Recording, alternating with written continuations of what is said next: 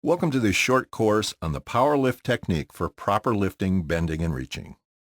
One of our main goals at Lennox is to provide a safe, injury-free workplace. As with everything we do, we achieve our goals together. Back injuries are one of the most common and costly work-related disorders in the United States.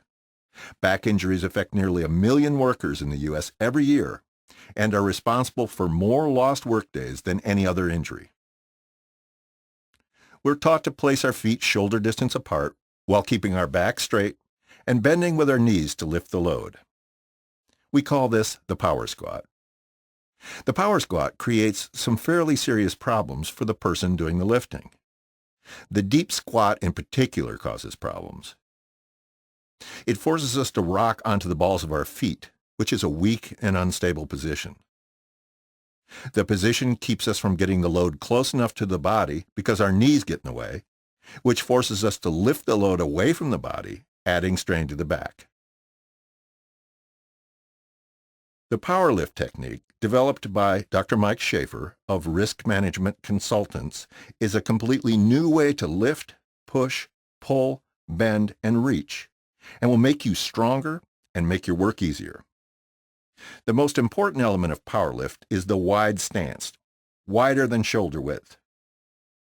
This stance allows us to raise or lower the load with our legs rather than our backs.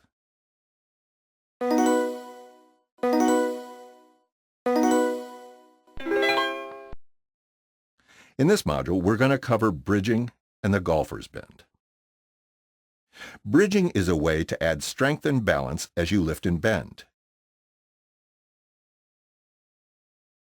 You bridge when you lean onto your thigh or another solid object with one hand, then pushing down with the bridged hand to help you stand back up. Another lifting and bending technique that uses bridging is called the golfer's bend. This technique enables you to reach down to the floor with one hand to lift without using your back. Here's the wrong way to lift even a light object from the floor. Notice that his lower back has to bear the weight of his entire upper body. Here's the golfer's bend in action. He bridges his right hand on the box. Leaving his left foot on the ground, he lifts his right leg and pivots at the hip to get his lifting hand to the floor. Let's watch the common but incorrect way to remove a heavy item from a van. He pulls the tank from its rack and more or less lets it drop to the van floor. He then bends and twists to set the tank on the ground. Let's see the same task done using power lift techniques. Here, he places one foot on the bumper. Using both hands, he lowers the tank in a controlled manner to his thigh. From there, he uses the wide power lift stance to lower the tank to the ground while keeping his back straight and head up. He hardly uses back at all for this task. We were not able to show every instance in which you would need to use these techniques, so keep in mind that they are just as important at home or at the store as they are in the workplace. There is no question that these new techniques are going to feel a bit unnatural at first.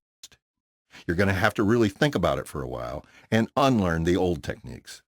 But when you do, you'll reduce the chance of injury and strain, you'll actually become stronger and make your work easier.